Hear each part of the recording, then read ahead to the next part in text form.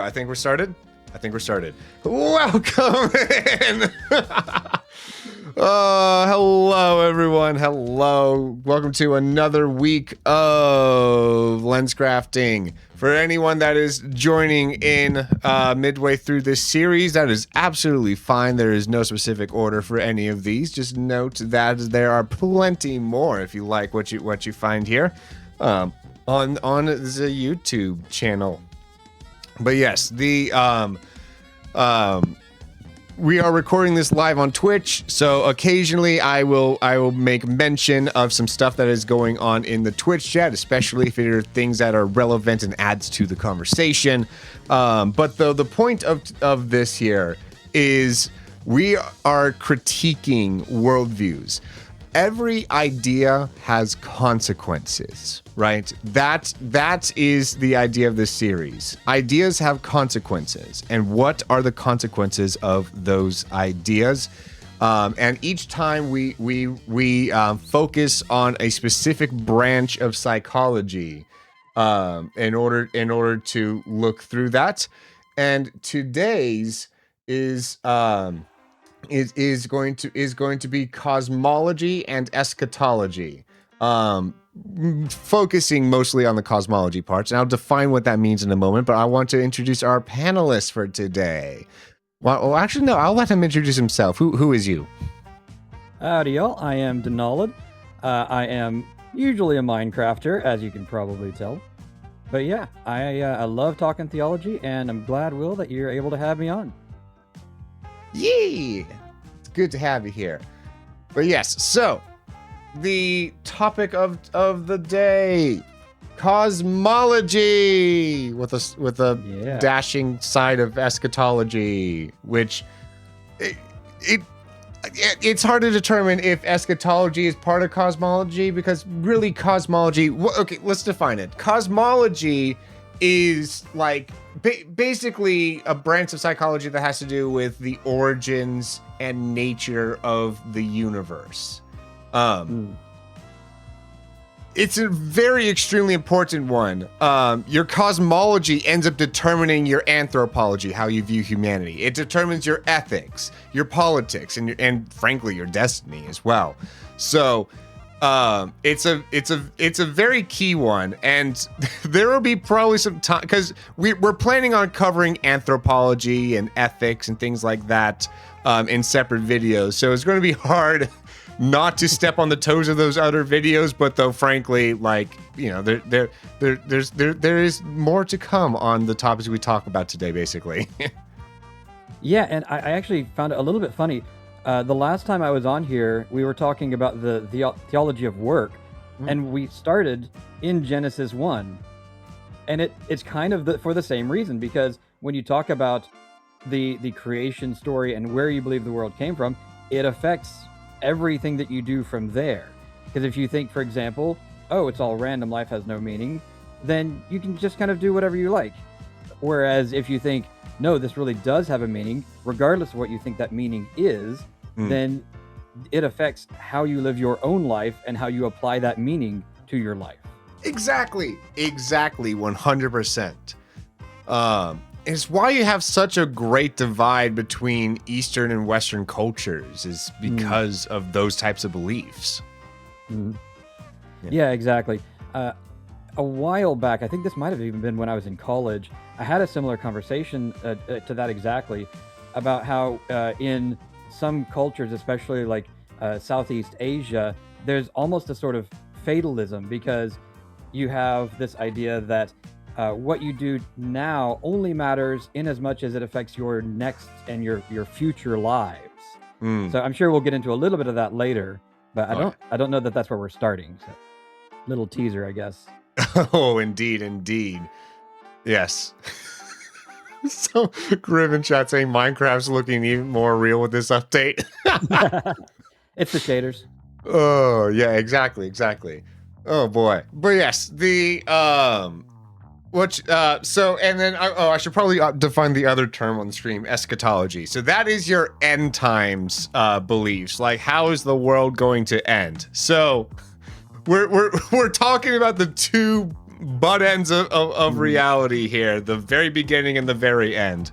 Because they often go hand in hand. Like, as I was preparing for some of these, it was very hard not to talk about the end goal with some of these specific ones, and y'all will see what I mean when we get there. Yeah, I had the same issue. I was reading up on a few things, even this morning, and the way you perceive the beginning definitely affects the way you perceive the end. So Exactly. yeah, we'll get into that. Again, I don't want to get too deep yet. Yes. Alrighty, so we're going to start off by defining the Christian camp for cosmology, which is creation ex nihilo. I'm probably mispronouncing that to some degree, but it is basically a Latin term to mean creation out of nothing, right? There was nothing in existence. Space and time as a concept wasn't even a thing until God laid the foundations for the earth. Right. And let me pause. Since we're defining terms, let's talk about nothing, because nothing is a really hard thing to grasp. Yeah. Now, when we say nothing, we mean it in the most literal sense. God existed and nothing else existed. Yes. And he created all of it. And even time itself is sort of a construct that he created. So when we say, for example, that God is timeless, we literally mean time does not exist without God. Yes. Which I can't really even wrap my mind around. The idea of before, when there's no time, doesn't even make sense. Oh, exactly.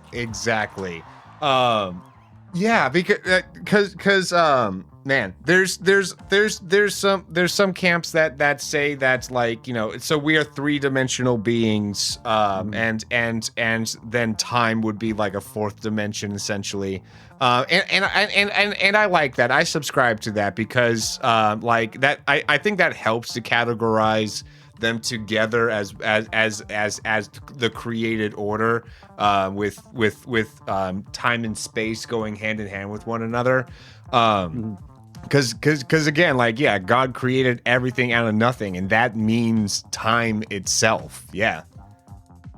Yeah, and again, this gets really, really confusing when you talk about it in those terms, because I would say that we treat time as a dimension, but I don't think it is a dimension in the traditional sense of the word. Like, from God's perspective, I would say it probably all sort of happens at the same time, because he is not within time. Yes. So if you're looking at it from that perspective, it's almost like looking at a movie reel.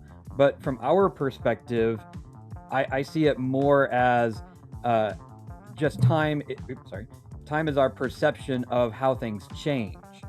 So I don't, for example, think that it's going to ever be possible for us to travel backwards in time, because that state no longer exists. So it's kind of wonky and weird, but it is at least convenient for a shorthand to say that time is a dimension. That's true. Okay, I can see that. Yeah, but though, like, I guess that is tangential to what we're talking about here, because I guess that does kind of really matters is that when we talk about God is not constrained to that timeline. That's true. Really where time comes into this at all. But yeah, the rest of it is just kind of details that it's fun to talk about, but it's not really central to the actual conversation. You're right. Yeah.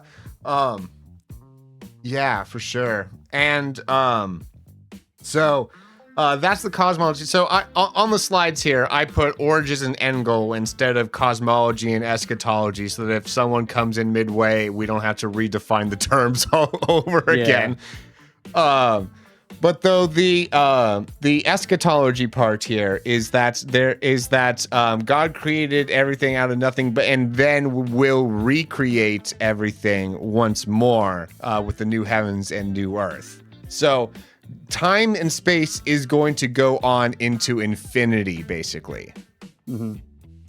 Right, and from our perspective, time sort of has to continue because we're mutable. We're not in that extra temporal view that God is in. So any immortal soul other than God himself and anybody who continues to exist will experience time as long as God keeps maintaining time. Again, very hard to wrap your mind around, but it's very important too, because when we talk about the end, we're not talking about non-existence. We're talking about the end of the current existence that we're in. So if I can jump a little bit into some of the other views, when I was reading up on, for example, Norse mythology, they believe that it's all going to actually end. And there's other stuff sort of outside of our universe that might continue, but even the people who are in Valhalla will have an end at the very, very end, right? Yeah. So it makes a difference to how you think. We think of things in terms of eternity. So if you don't think of that, if you think that it actually completely ends for you at some point in the future, then regardless of how bad your punishment for evil is, you know that it has a termination point. Yes. This was brought up during the Concise Theology series when we talked about hell, about like, is our souls eternal? Is punishment eternal? And things along those lines. And even that there drastically shapes your view about, the impacts of your actions, right? Just like if I were to sin against God, just how serious that is. Yeah, and I know that's a subject a lot of people don't like to talk about, and I think you did hit on both the annihilationist view and the eternal torment view. Yeah. And again, that still does make a difference, because it's not the cosmic ending, but it's your ending. Yes. And difference to evangelism as well. Yeah. And of course, y'all can go back to that video to see the arguments for those two camps. But though, just thinking about like how we act in the present here. One of the passages that kind of came up in recently in my like as I was I'm a worship leader for my church, and this was like the passage that like got picked for being preached this coming Sunday. So I already read this one like actually just yesterday in preparation. And it was like, oh, this fits very well. So there we go. Psalm 90, teach us to number our days that we may present to you a heart of wisdom. Return, O Yahweh, how long will it be? And be sorry for your slaves. And to satisfy us in the morning with your loving kindness, and we may sing for joy and be glad for all of our days, right? So that is the perspective that we are to have as creation ex nihilo, right? Is we are to look forward, to number our days as we are on this earth, right? Which is to say that like it's we take things day by day. We live in the present, but we are also longing for what is to come next. Right.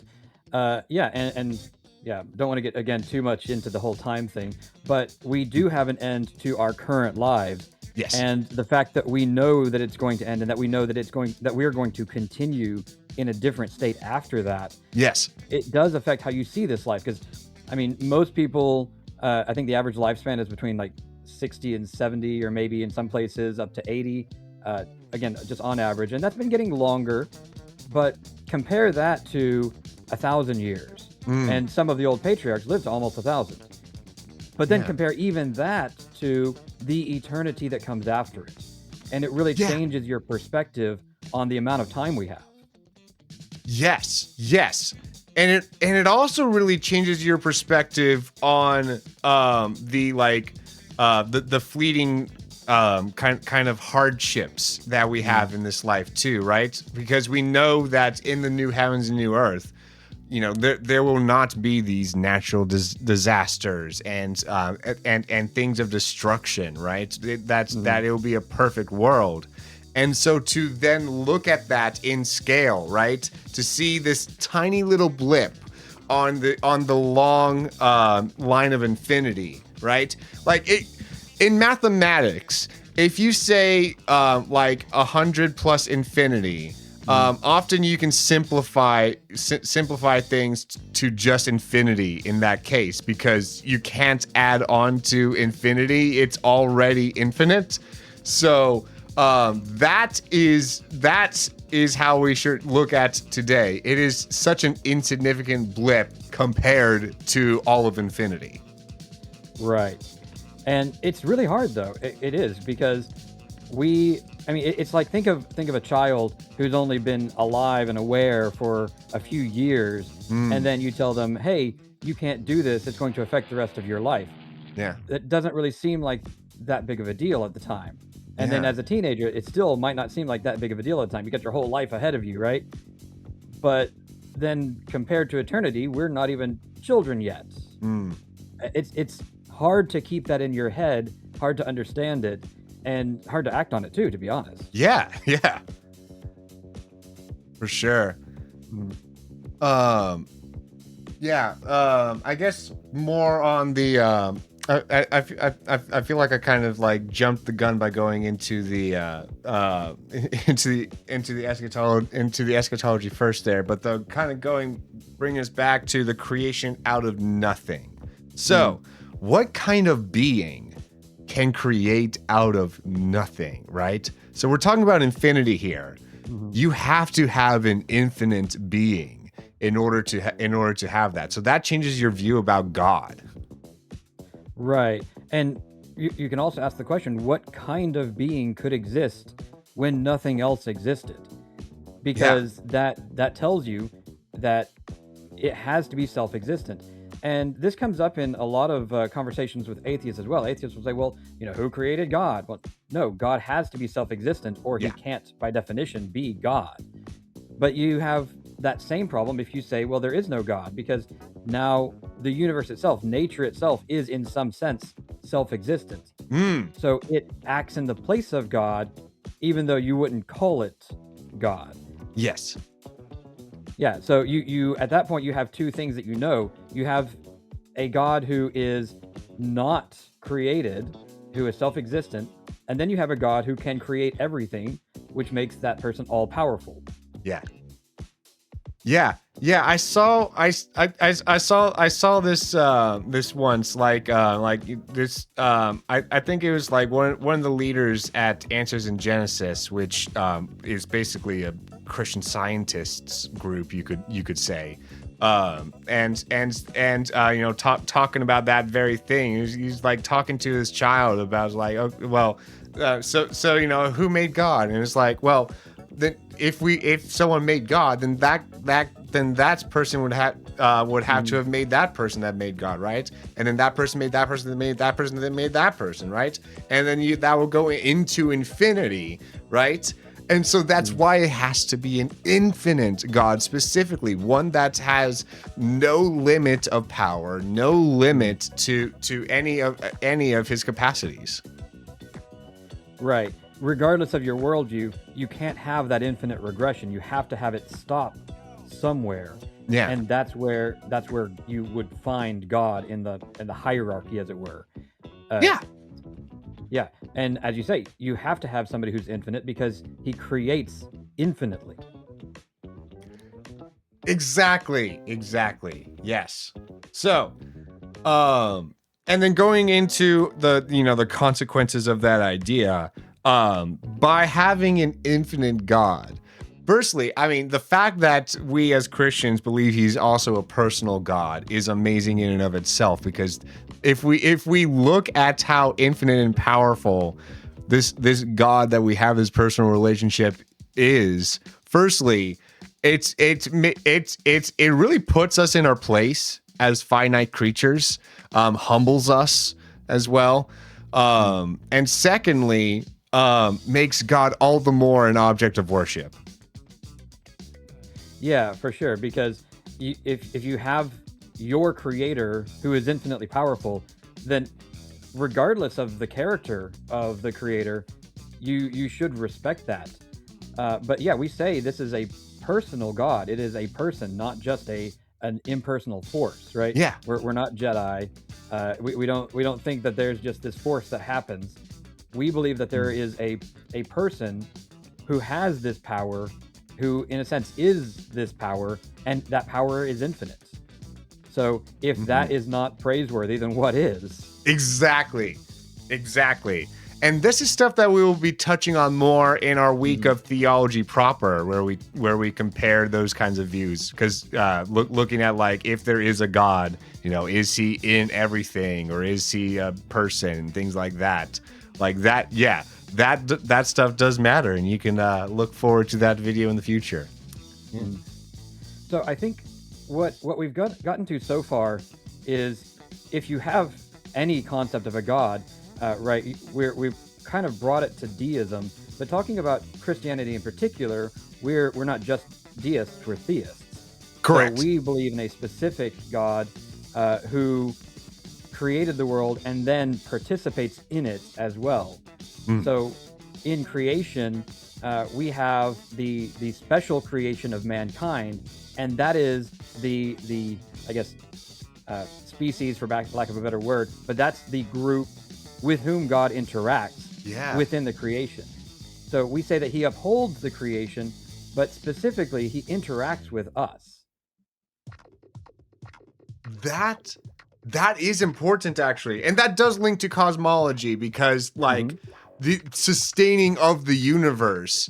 As we go through these other ones, I didn't think about that when I created these slides. But though a lot of these don't really have an explanation for how the universe gets sustained. In fact, all these other ones you guys are going to see, usually the creation starts just corrupting and getting more and more corrupt over time.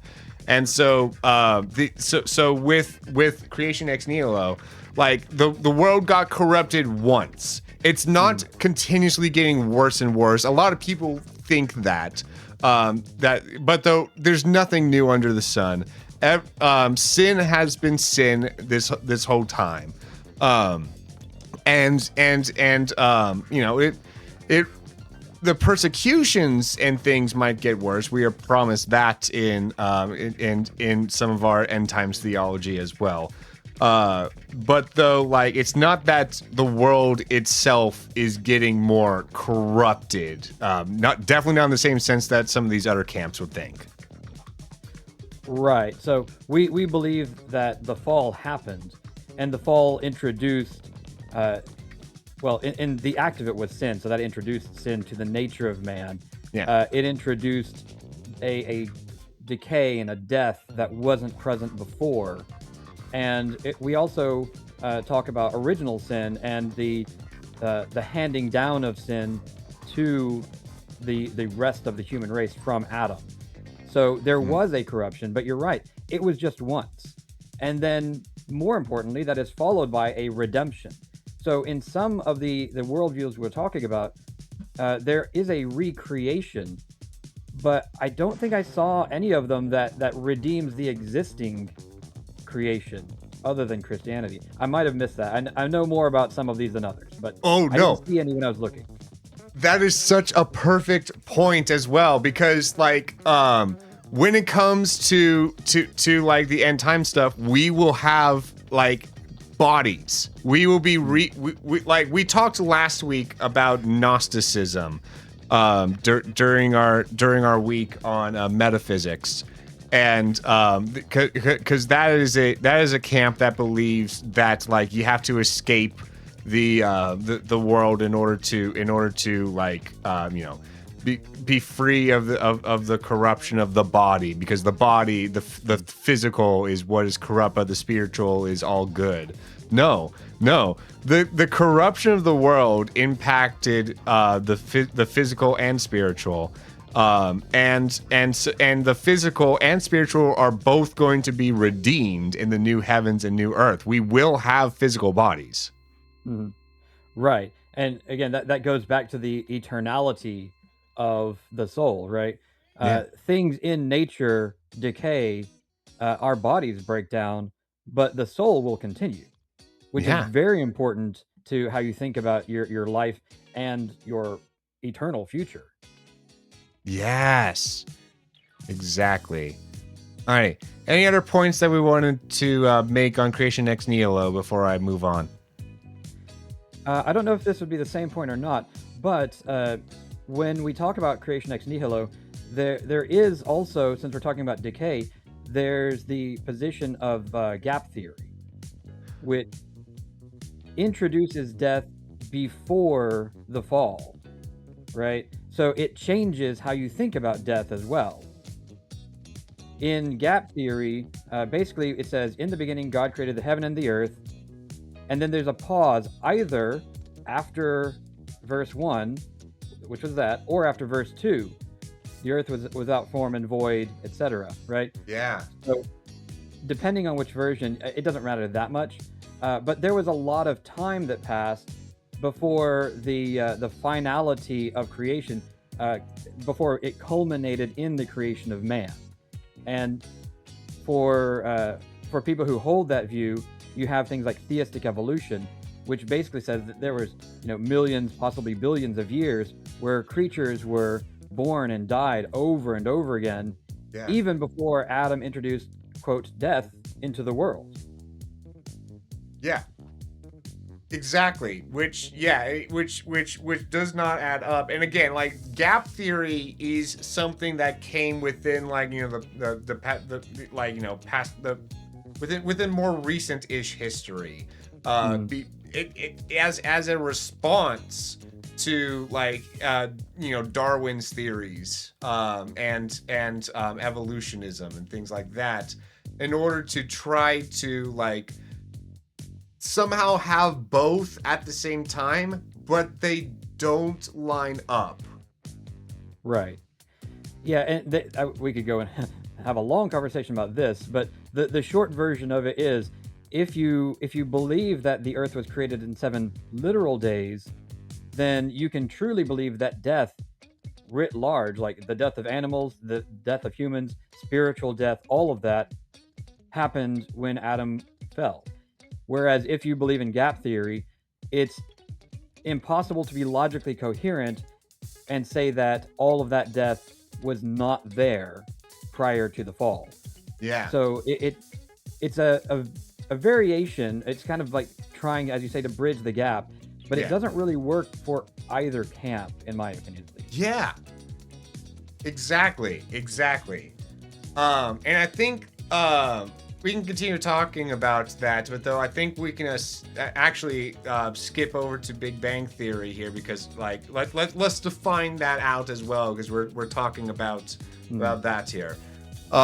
So Big Bang Theory. So this is the complete opposite of creation ex nihilo, because rather than creation out of nothing, creation, just matter already existed from the get-go, and then some kind of cataclysmic event caused a the world to start expanding out from one origin point, and then various ordinary processes allowed for stars and planets to form, and then life. Right. And there's a couple of different versions of this. Some people say, oh, well, there's this quantum substrate, and it's not really matter, but matter and antimatter can spontaneously appear and disappear, which we actually know that at least part of that is true. Like, quantum physics is super weird. We don't get it. Yeah. But the problem with it is, if you have matter and antimatter, they instantly annihilate each other too. So we don't know of any mechanism that could actually create just matter from that. So there's another theory, the multiverse theory, that says, well, there's this bigger thing, and it just pops out universes every once in a while, and we got lucky because we got the one where life can develop. But they still have the infinite regress problem, because what created the quantum substrate? What created the multiverse, right? So you either have to say that those things are self-existent, or in philosophical terms, necessarily existent. Yeah. Or you have to go further back and find something else. So I can see how the theistic evolutionists kind of get there, because a lot of mainstream science kind of shuts out theistic ideas, Yeah. so they come to these conclusions. And if you try to like band-aid on Christianity, then you would get to something like gap theory. But for Big Bang Theory in particular, it's designed, as it were, to not require God's intervention. Yeah, exactly. Yeah. So, no, yeah, exactly. It was very much specifically to like try to give some explanation that has no God in it whatsoever, to any form. And yeah, it's again, like, so talking about how the world is maintained and things like that, what is to say that, because how was physics, how are the laws of this world, right? Because it's not just about how like a watch was made, but also how it was programmed and how it was tuned, and things like that. So and then how does it stay in tune once you tune it? Right. And, you know, if you ever get into this conversation with somebody who is accustomed to talking about it, you'll hear about like irreducible complexity. The idea that if you look at biology, for example, there's no way you could accidentally produce things because you have some basic building blocks that can't be produced randomly. And there are experiments that I know they've been ongoing for quite some time, where scientists will take very pure substances and they'll put them in very specific temperature conditions and say, well, maybe the primordial earth was like this. And they'll get precursors to proteins and they'll say, see, it can arise randomly. But most of the materials that are produced either instantly destroy themselves because these substances are very volatile, or they can't survive in water, or they lack homochirality. Sorry, let me explain that word. So you've got a left hand and a right hand. Okay. And molecules can do the same thing. So if you, for example, draw an L, you can draw it forward, you can draw it backward. Well, Okay. imagine that you have a three-dimensional shape, right? Like that. Well, these are actually the same shape. It's just mirrors, right? Now they're mirrors. So these look the same if you were to put this hand in a mirror and this hand not. Okay. And molecules are the same way. They have that chirality. So when you produce them in a lab, you get both forms. But life, writ large, only has one of the two forms. Like, as far as I'm aware, they're all the same form. I don't know of any individual life form anywhere that has the other-handedness. So if you're talking about randomness, it's just mathematically not feasible because of all the different things that have to go exactly right to get there. Yeah. I think that's the key point here, is just the feasibility of it. Like, you could say, like, oh, that's why it took like millions and billions and, you know, such a long time, is because we just had to get lucky, essentially. But I don't think y'all realize that sheer amount of luck that you would theoretically need in order to make that happen and make it so that every single piece of the universe works well together with how it's programmed, right? Imagine if like gravity and friction were programmed differently than how they are today. Like the fact that's like, you know, because we have constants for Earth's gravity and things like that, right? Like if some of those factors were different, it would impact the feasibility of life. Yeah, and Lennox, I forgot his first name, but Dr. Lennox, he's a mathematician and he's an apologist. He talks about this a lot. But yeah, in our universe, regardless of how, like, do you think it's 13 billion or however many billions of years old, there's literally not enough time for it to happen. And the multiverse theory is a sort of rescue device for that. So if you have this infinite regress of universes, then eventually you get one of them that over the billions of years happens to get it right. And we were the lucky one. Yeah. But think about what that does to just the significance of life itself, right? So there have been, if that's true, there would have been billions, trillions, quadrillions of universes that had no life at all. Yeah. And then you get one that happens to get like a protovirus or a protocell, and then it dies out. And then you get billions and billions more universes, and then you get another one. And that happens billions and billions and billions of times. And then you finally get a one-celled organism that can self-reproduce. And then that happens billions and billions and billions of times, on and on and on. You have to have literally an infinite number of universes just to get a human. God is just a simpler explanation. Yeah. And it always comes back to infinity. Infinity has to be involved somehow. Right. You either have an infinite God or you have an infinite multiverse that acts as God. Yeah. Exactly.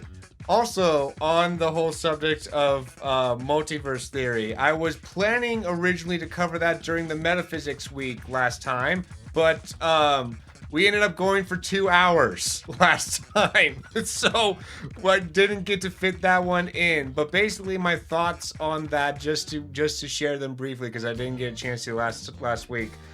It is fiction, and it undermines hell and God's justice if everyone has an alternate universe version of themselves that is either accepted or not accepted Christ. And it's fun in stories, but though, like, it's really ultimately makes your actions meaningless, because because like if each of your choices are done differently in a different alternate universe version of yourself, then that makes it lose its meaning of your choices. Right. And going back to that billions and billions of everything thing, right? Imagine that were actually true. That means that in our universe, we have a couple of different possibilities. Either we fizzle out, and this whole scenario happens billions more times until the multiverse gets it right, or we don't, and then you're just still one part of a huge random thing that's just going to disappear and be sucked back into the multiverse and recycled. Either way, it has no meaning at all. Yeah. Do they believe in the recycling? I thought it was more so just like each universe kind of ends in its own heat death, and then it's just unlivable. Well, again, there's a couple of different versions. The heat death theory is one of them, and I think that within that you have a scenario where it just infinitely continues in non-heat, and then another version where it collapses back into itself. But in other versions of like the multiverse theory especially, we end up becoming like a black hole or something and spewing all of our matter and energy into a different universe. And yeah, a few other things that basically do recycle the matter. But yeah, I did gloss that over. There's no agreement on what happens at the end of the universe, regardless of which atheistic approach you take. That's true. Gotcha. Interesting. Yeah. And the heat death one, because that there, like you mentioned, like there's a couple of them that go for that, and it goes into this like idea of entropy, where like like everything will like run out eventually, like because heat. Oh man, I should have read up on this a bit more. Heat itself is like being dispersed. Is that the idea? Right. So first, in physics, matter and energy are interchangeable. Matter really is just a lot of energy compressed into a small space, sort of. So when you, for example, when you have like a fusion, or I should say a fission reactor, it's releasing all that energy. Mm-hmm. And then another way to look at energy is it is motion. So when you think about the Big Bang Theory, everything at the very beginning was in this tiny little spot, and then it explodes, right? Mhm. That explosion, before it exploded, was potential energy, then it becomes kinetic energy. And Mm. eventually, the whole universe just spreads out so much that nothing touches anything else, right? And eventually, all the particles decay into, subquantum particles, or maybe even photons. And then all you have is just this free floating energy that's so spread out that it's essentially at absolute zero. Yeah. Man, I can really see now why you picked the cosmology week, because like I can just see in your face just how much you're enjoying talking about this. This is my excited face. Yeah. Oh boy, but yes, the everything. Yeah. So if everything is going to just like come to this gradual decline into disorder as entropy kind of talks about, then like that also just is a very depressing way to live the life, knowing that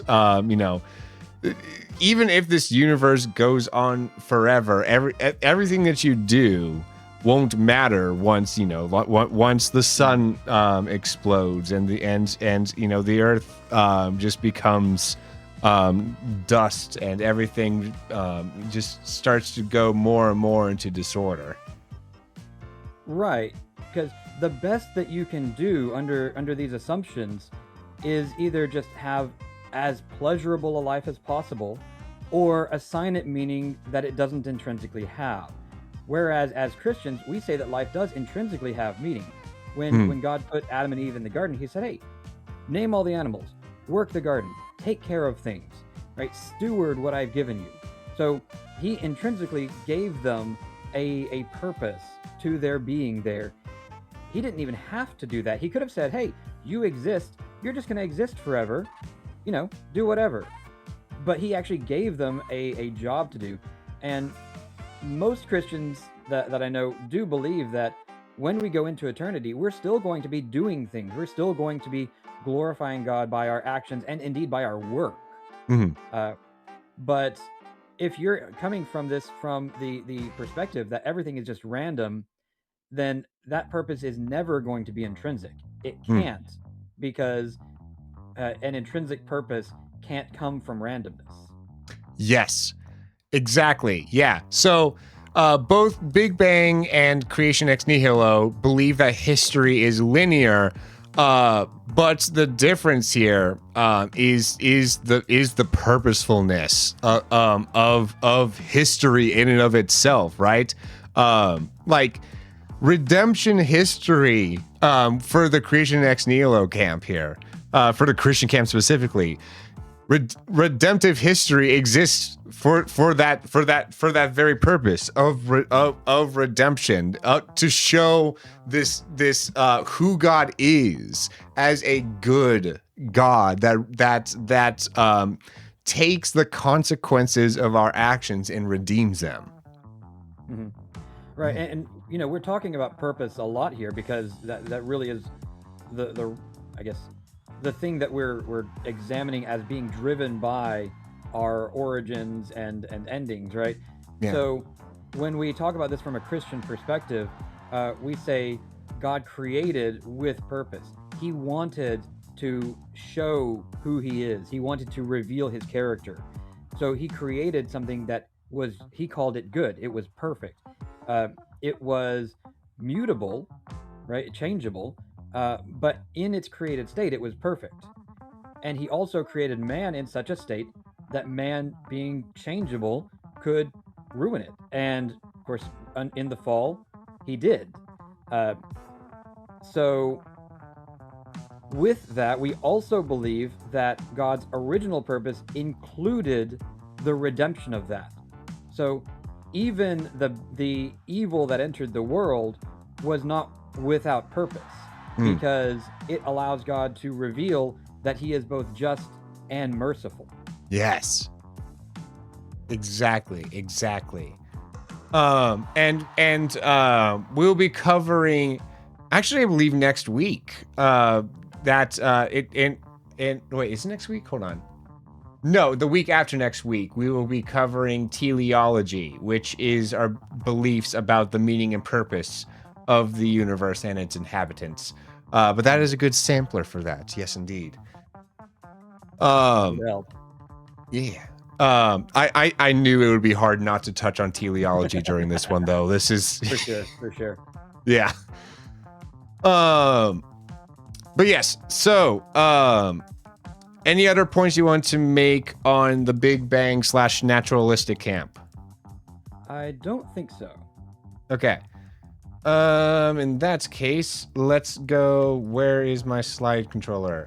There we go. We're going to go over to emanation theory. So this is the this is another one that does believe history is linear, but it differs in so many ways. Like emanation theory almost sounds like a like a theistic or a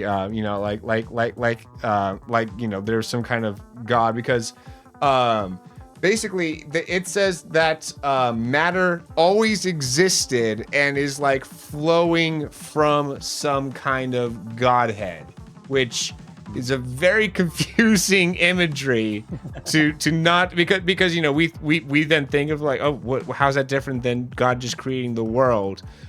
No. Usually with these and this will be covered when we cover theology proper. Usually with these, God and the world are kind of hand in hand and are one.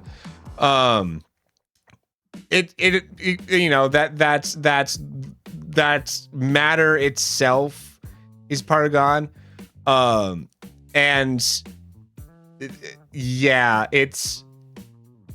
complicated to explain.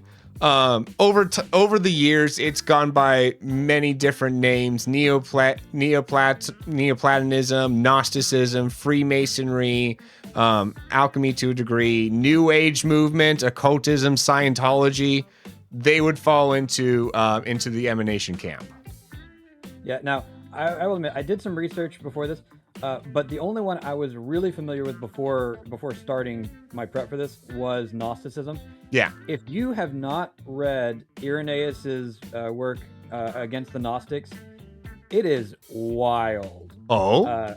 Yeah. So I went through the whole thing, and it's you have to get a translation, and it's written in a very different style to what we normally do. It's not as it doesn't sound natural to us, but yeah, it's fairly understandable except what they believe. Like he explains it well, but yeah, it's just absolutely crazy. So at the top you've got the sort of big god, and these other gods emanate from him, and there's lesser beings emanating from them, and somewhere down the line somebody, I think it might have been Sophia, which we would recognize as the Greek for wisdom. Sure. I think that she was actually the one that created the world, and Jehovah, which is of course the name of the real God used in the Old Testament, but in the way they use it, they say that he was actually some evil, misguided being that was around during Old Testament times. But yeah, Irenaeus he describes all these things, and it's all like, oh yes, when so and so cries, this happens and whatnot.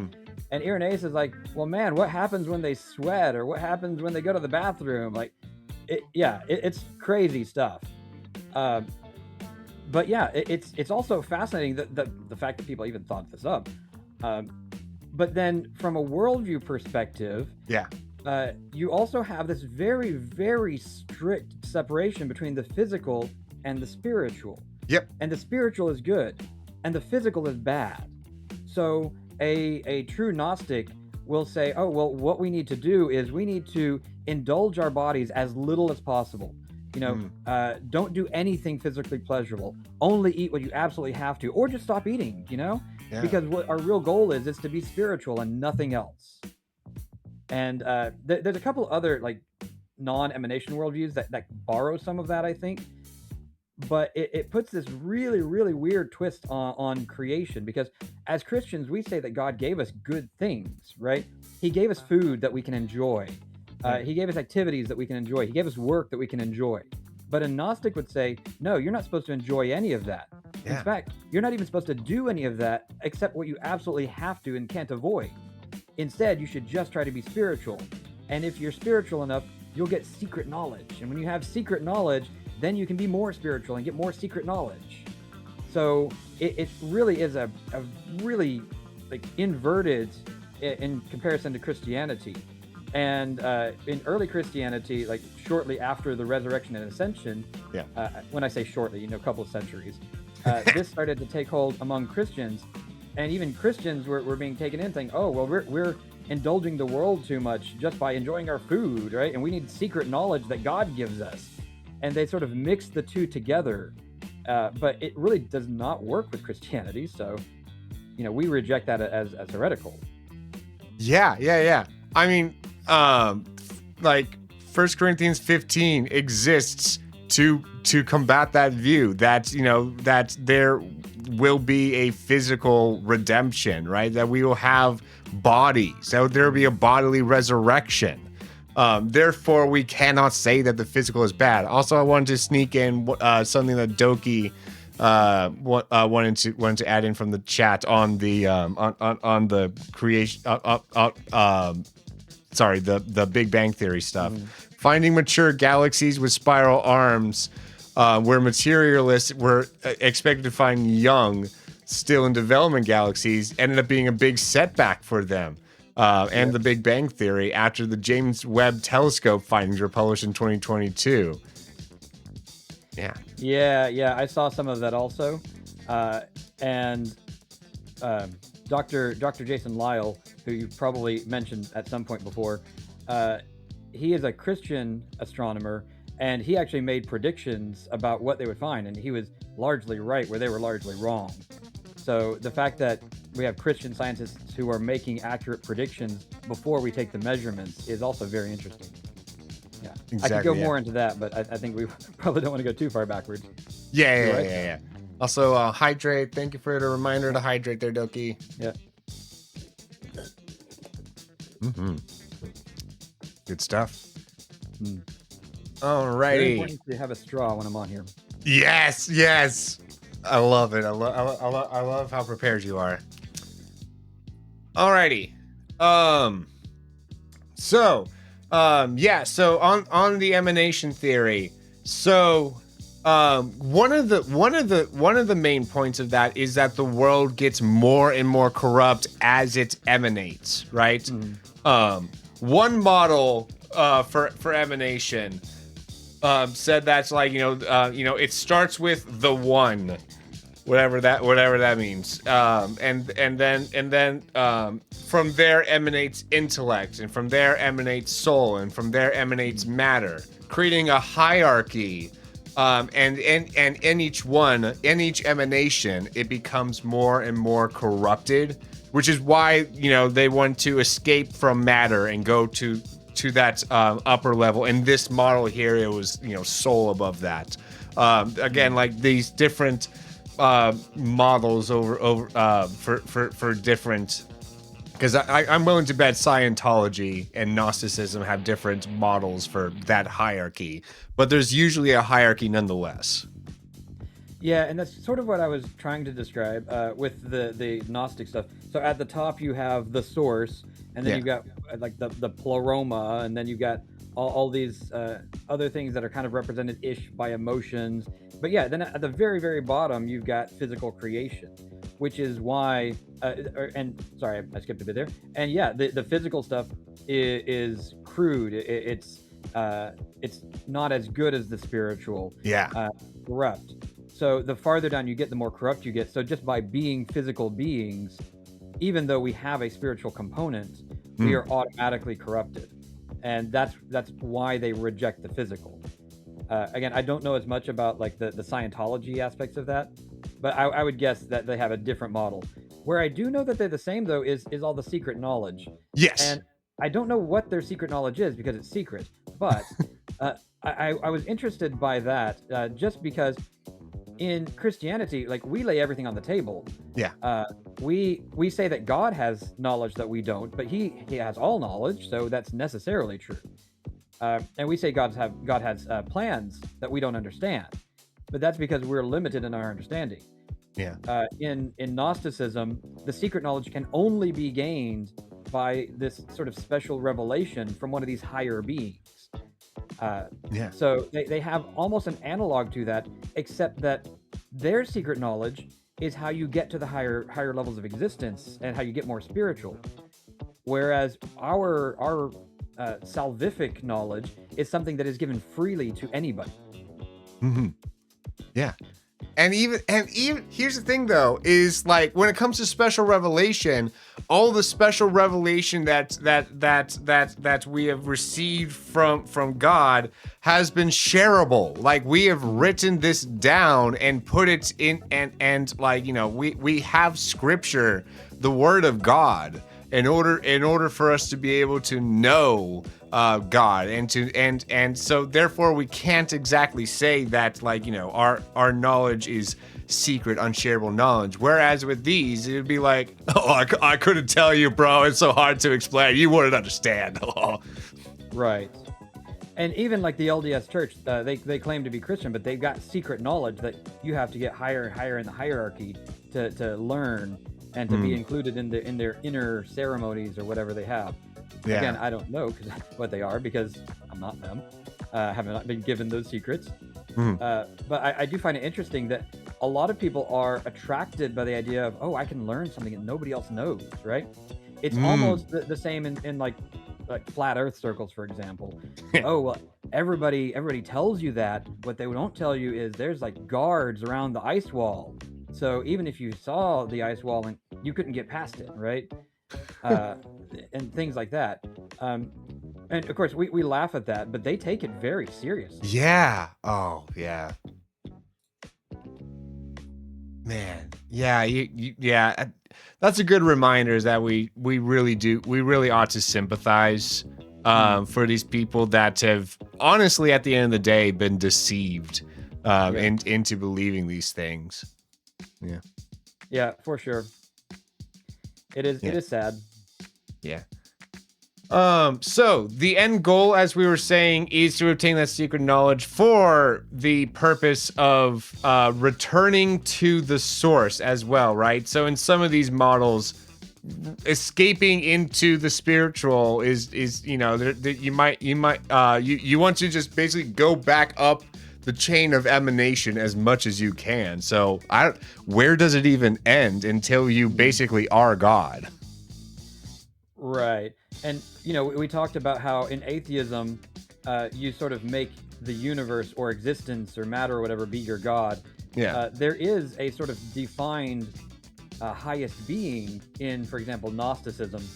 But also, you've got this sort of part of that being, this sort of participation in that being, and you're trying to get more of it, in a sense. Yes. So, whereas when we say that we are, for example, participating with Christ, we're participating as brothers of Christ, as children of the Father, as, you know, heirs and members of the kingdom. When they try to participate in, you know, the Pleroma or in Sophia or in, I forget what the highest being's name is, when they try to get up there, they're trying to be part of God. Yeah. And so that there, I mean, the fact that one could aspire to be more like God in any kind of sense there, you lose that kind of creator-creation distinction that is very important in order for us to, you know, stay in our lane, you could say. Right. Which, I mean, this is sort of a sidetrack, but it makes it all the more amazing that Jesus, being God, became like us. Because we can't become like God, you know, despite what Satan said in Genesis. But God was able to become like us in one sense. Again, it's sort of mind-boggling and very difficult to understand. And you can watch the Concise Theology video about the incarnation to learn about his two natures. Yeah. Very nice. Yes, but yes. Yeah, that is everything that I had to say on the emanation. Do you have anything to add on? I don't think so, but we have cyclical yet next, yeah? Yes, indeed. Cyclical theory. So this here is where matter always existed. So those two camps will be very similar in that sense. But this is more like the Hindus and Buddhists, where you have this infinite cycle of dissolution and renewal. And like reincarnation of not just souls, but though also just the world in general. Yeah. And in doing research for this, I spent more time on the Hindu religion than on the rest of these. But what I was reading here is almost like Gnosticism in a sense. So you have Brahma, who is the creator, who emanates from somebody else. Yeah. But Brahma gets like created and recreated over and over again, and a single Brahma lasts for like trillions of years, right? And then there's cycles within those trillions of years, and we're down at the bottom level of cycles. So we're in the they call it Kali Yuga, I think is the right word. And we're actually in the part of it where everything gets worse. So that's convenient. But then there's also a similarity in that their goal is over the course of many, many reincarnations to get better and to become more spiritual and eventually to sort of ascend and rejoin Brahma, because the souls that we have here, or the self, they use that word a lot, is really just a divine spark, which is part of the creator. So there's a strong similarity there in that it is almost as if we are emanations of the creator, and then we are cycling ourselves over and over and over again and trying to become more and more spiritual, which doesn't necessarily mean rejecting physical things. Sure. But does mean concentrating on the spiritual to try to attain a higher level of spiritual beingness. Yeah. So, and as to the methods for which you go about that, it'll vary, but though, like, just again, like you end up losing that distinction of like, like the I guess the metaphysics of this. You end up losing that's the role that each of those play, right? Because again, like, the body is not in like, physical matter can exist without corruption, right? It's not that, like, oh, like, because with the cyclical theory, like, right, like, once the world gets to a certain point, it then starts over. It like recycles itself and creates a just this never-ending cycle, a new version of the world and things like that. And yeah, you just end up with just this. I get like me. So basically, there is no escape of corruption as a result, right? The world will keep corrupting itself over and over again, and therefore there's not really any hope in all this. Yeah, and it's kind of weird. I noted this when I was like going through all the details about the cycles. As I mentioned, we're in the cycle where things get worse and worse and worse. And it's going to last a while. It's like 400,000 years or something like that. Yeah. So if you think it's bad now, just wait a while, because it's getting worse. But at the same time, the goal is to get better so that you can become more spiritual, so that you can rejoin that higher plane of existence. So there's definitely a sort of strong tension there, and I'm not sure how they resolve it. Yeah. Yeah, I'm not really sure if there is a good way to resolve it, honestly. Something else I did find interesting, and this is not from my research now, just stuff that I've heard and read prior, is that Hindus don't see Hinduism as the only way to become more spiritual, the only way to accumulate good karma. Yeah. They would say that Christians, Muslims, atheists even can all accumulate good karma, and it's just a matter of how you get there. So they would not necessarily say that Christians are wrong exactly about like our ethics, our morals. They might even say that Jesus was a great teacher, he was a good guy that even Hindus should follow. What they would reject, though, is our concept of the redemption of creation rather than the remaking of creation. Yeah, for sure.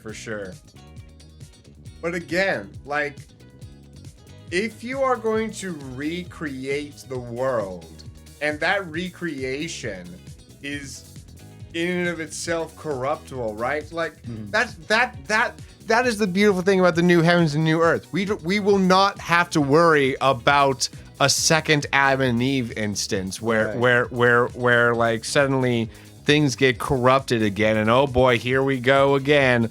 Here we go a sinning. But no, we can look forward to a perfect world, period. And to be able to enjoy that infinitely, not enjoy it for a little bit before it gets corrupted again. Yeah, and this is something I don't really understand what the appeal is exactly, because even if you were to become a perfect human and attain that next level, you're right. We've only got like 400,000 years left out of however many trillions or whatever. Yeah. And then we're just going to make a new one, and it's just going to go downhill again. Exactly. Yeah. I would say it's probably not quite as bad as just a random set of, infinite universes, but it's not that far off in my view.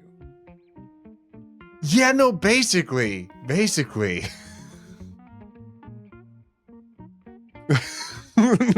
Knife chiming in with the dang it, Timmy. Is Timmy the one that's messing it up for this world? He always messes it up. Oh boy. But no, yeah. Yeah. Anything else that you want to add with cyclical? I don't think so. Oh, Stoic is also on that list, right? Yes. So I don't know as much about the Stoics as about the Gnostics, but they were in a similar time frame. Almost like a competing group, right? And yeah, they also have this sort of rejection of physicality, not to the same degree, I think, as the Gnostics.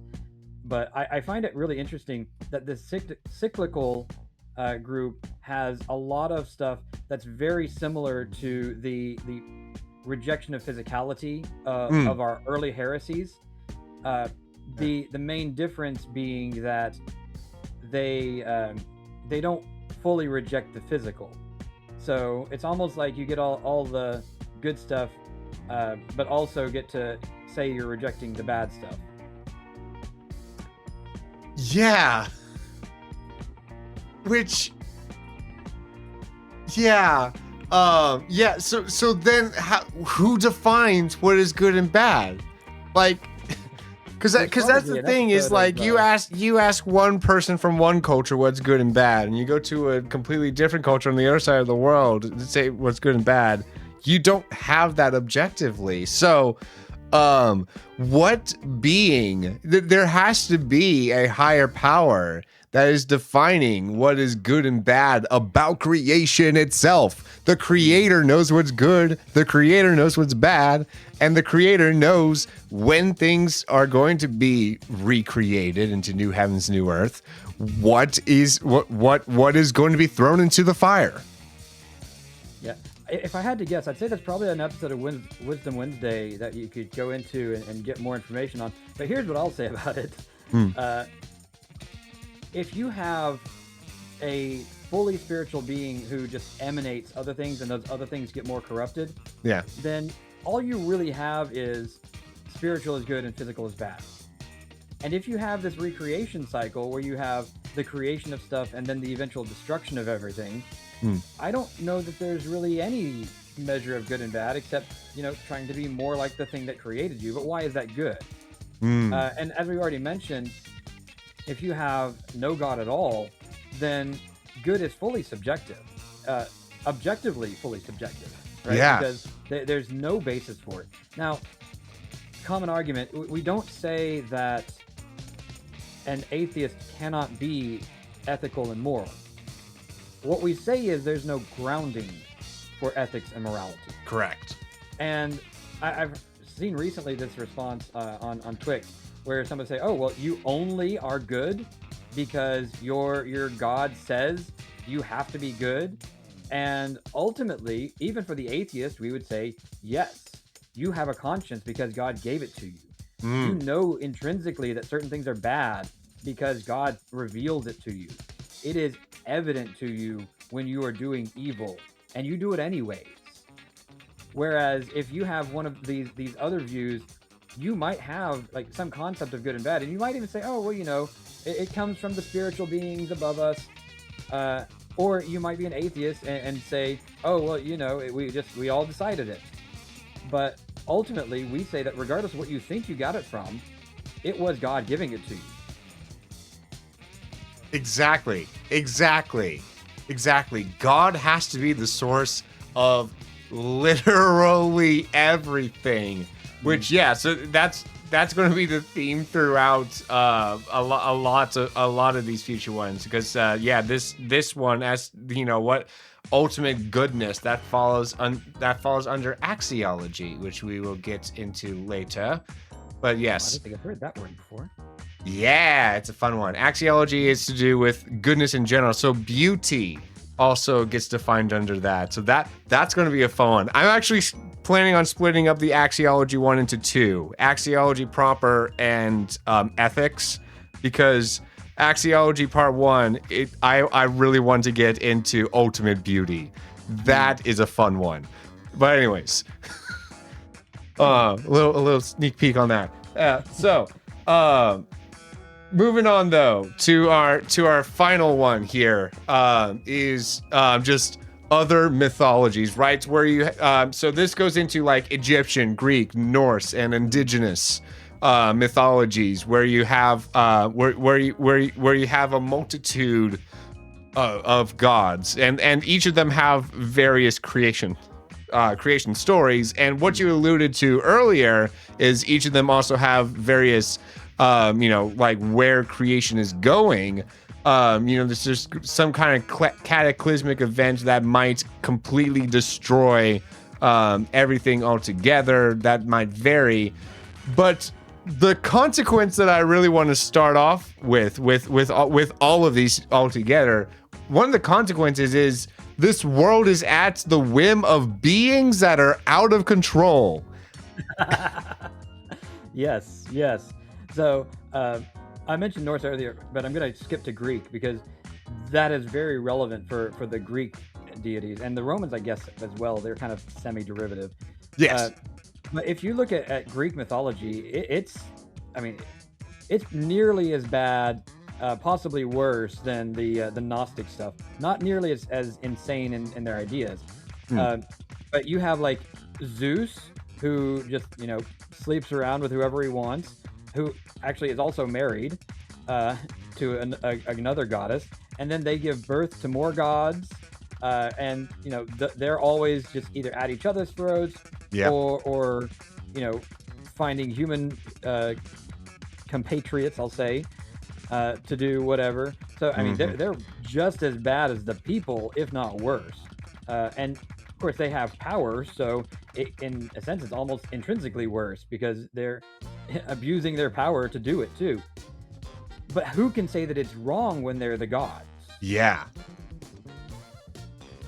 right? Only the other gods can. can say that, and each of them have their own opinions about goodness and stuff. So Right. so even then, I mean, going off of like, you know, that's morality and all that stuff. It depends on which of those beings you want to subscribe to. Right. Yeah, I mean, you have, I mean, Zeus is like the king of the gods or whatever. Sure. But then you've got like, who's the hedonist guy? I forgot his name. But his thing is just like, I'm gonna eat and do whatever I want, right? And that's an oversimplification, I know, but it basically is. And then I've already mentioned Zeus was not known for his fidelity. So, yeah, they are just as bad as people, but with allegedly the power of the gods. I will also cut in here and say, though, they don't actually have the power of God, because there are multiple of them. They have the power of, quote, the gods, lowercase g. They don't all have infinite power. So even then, even if you fully subscribe to Greek mythology, you had to say that one of them was a higher being. And it can't even be Zeus, because Zeus was not all powerful. Yeah. Exactly. So you can't really point at any individual of those, like, you know, that's pantheon of gods and say like that is the one that created these others, because like you know, there's so the origin of those gods is questionable at best. Right, and I do kind of think that even the Greeks were like, yeah, you know, we know it's not true, but it's really politically convenient. That's my working theory. I don't know that for a fact. Honestly, politics comes into a lot of this stuff as well, and frankly, the quote that I gave at the beginning, that's your cosmology determines your anthropology, your ethics, your destiny, and your politics. Yeah. Like it all does go hand in hand. Yeah, 100%. So if I can, I want to jump over to the Norse stuff, because I mentioned it earlier. You know, I want to make sure I close that loop. So if you watch the Thor movie series, you pretty much got like half of this.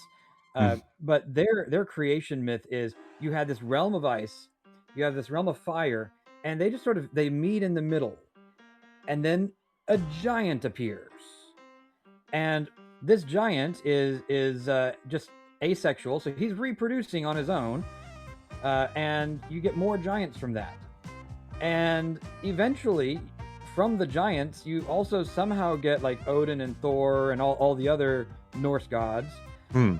And they kill the giant and make Earth and, you know, Midgard and everything out of the giant. So his skull is the sky, and his blood is the oceans, and his flesh is the earth. Yeah, like really, really gross if you think about it too much. But yeah, they made the world out of him. And then when you fast forward to the end, they say, all right, well, we're going to have Ragnarok, and there's going to be this huge betrayal. You know, Loki's going to betray everybody, and there's all these massive creatures, and there's this, like, I don't remember if it was a dog or a snake that's literally just going to devour all the matter. And we're going to have all the people in Valhalla join the gods to the fight, but we all know they're going to die, so it's all just going to end. And basically what they get out of it is, all right, well, they fought till the end, we should too. And that's the end of it. Yeah. So the world is heading towards war. And you can see already how that could impact your politics if if war is part of the meaning of the world. Right. And of course, we use the word meaning kind of loosely here, but essentially it is, right? Because we know that's where you're going. So when we think about like the Norse people wanting to get to Valhalla, we think of it as like, oh, they're going to be in the big feasting hall. No. They're hanging out getting ready for the war. Yeah. Right. And then on Earth, what did they really prize? They wanted strength. They wanted to be able to fight. And, sure, they had families, they had lives, etc. But when we think about them from a historical standpoint, we think about their militaristic side. Yeah. Yeah, for sure. Yeah. Yeah. And again, like, yeah, I guess the toughest part of, about that. So, I mean, on both ends, you have creation by, well, it varies, but though with, like, no single figure of creation, and then on the other end, whatever is created then just like destroys itself. It's very Nihilistic? yeah, very much. Yeah, that's the word. Yeah. Yeah, for sure. And when we look at again the Norse stuff, we can kind of compare that to the Greek stuff. As you say, they don't really have a single thing, but they also have the regress problem, because where did the realm of ice and the realm of fire come from?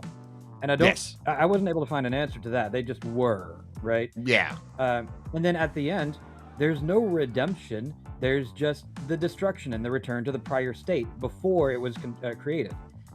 They don't even have the benefit of doing a cycle and having it all over again. Yeah. Yeah. So basically, they see history as episodic, you could say, right? So there was, this era before the created world where the gods did whatever based off of whichever camp you're going with, and then you have, like, create the creation era, and then you have, like, either nothingness or whatever comes after the world ends up getting destroyed. So, right. Yeah. Yeah, if the Thor Ragnarok movie had gone the way the Norse mythology goes, then basically everything would have just been destroyed. There wouldn't have been, like, people escaping to Earth, right? Because Earth is part of that. Yeah. It would have been over. It would make for a terrible story. True. Yeah. Yeah, that's everything that I had for mythological. Did you have anything else? I don't think so. Alrighty. Yeah, so conclusions that's we have on this.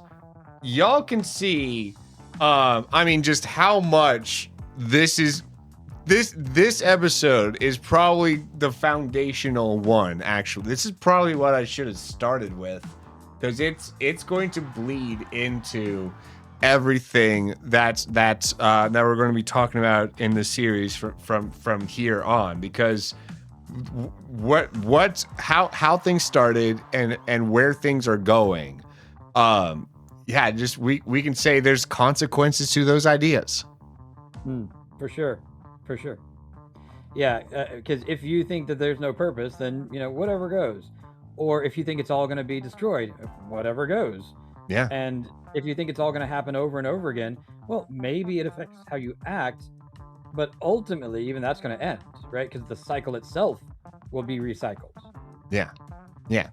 But in each of these, you can see the various problems, just with the stories themselves, right? The biggest one, with like the origins is creation out of nothing is the only one that gives a proper because infinity has to be at play, and if that infinity is a person, then that person is able to then make a good world that is coherent and has the rules of physics and things like that that we have today, right? Right, because we've pointed out in all of those other worldviews, all those other, I guess, mythologies, you don't really have a beginning. You don't really have a defined way to start it all off. Yeah. And, we say God is outside of time, he is self-existent. If you say that about the multiverse, then you actually introduce way more questions than you answer. And you can't say that about most of those others. You can't say that about Brahma, because even in their mythology, Brahma is created from something else, which is created from something else. In Norse and Greek mythology, they don't really explain where everything came from. They don't even attempt to, as far as I'm aware. The only one really that gets close, I guess, maybe some of the emanation stuff, because you could say that whatever's at the top of that pyramid is the self-existent being, but then you have a self-existent being that doesn't give purpose to anything, so you have a different set of problems. Yeah, exactly.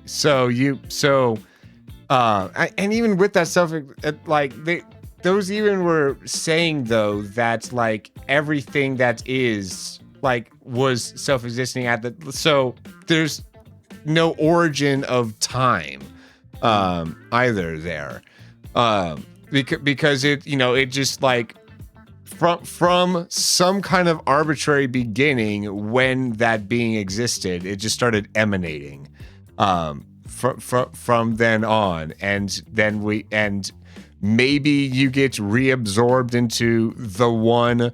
Maybe you can make your way up that chain that got emanated. But though either way, the end goal of that is just more and more corruption. And in fact, creation ex nihilo, which is the Christian camp here, is the only one with redemption of all of created matter. Right. And even if you look at other religions that are similar, right? The pre-Christian Jewish assumption was that there was going to be this Messiah who came and conquered all the surrounding lands. A lot of them didn't even believe in an afterlife in the way that we think about it. Yeah. Not all of them, obviously. And then if you look at Islam, Islam says, well, Allah can do what he wants. So he's told us that we're gonna get this reward, but even if he was lying the whole time, he can do what he wants. So maybe he'll take some of us to paradise.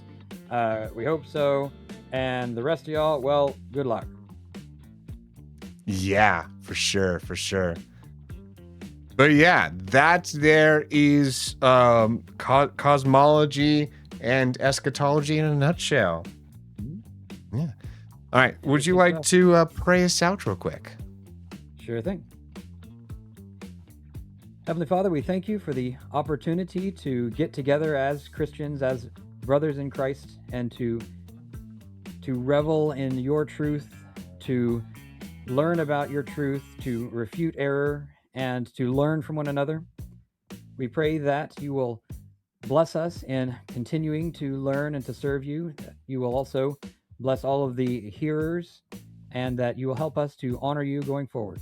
In Jesus' name we pray. Amen. Amen.